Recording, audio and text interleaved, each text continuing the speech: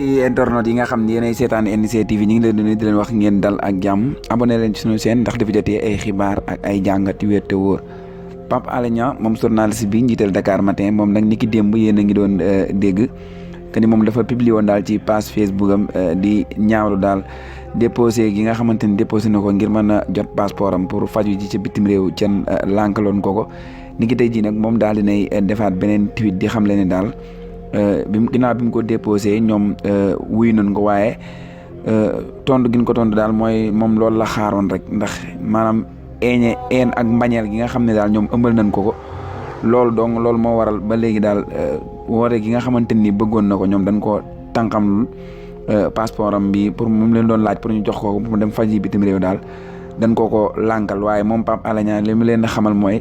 passeport am bi daal may na ko ki nga xamante ni moo di président de la république ngir mu nekk souvenir am 2024 bu fi jógee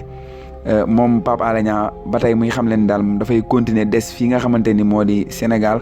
waaye tamit mi ngi xam leen daal moom jox na confiance médecin yi nga xamante ni ñoom ñoo nekk fii dina wéy di amal fii am pajom fii ci biir réew mi ginnaaw ñi nga xam ne ñooy autorités yi bañal nañ ko jox ko li nga xam ne moo di passeport am ba tey moom Pape Alé Niang li mu jeexale tweetam bi mooy di xam le ni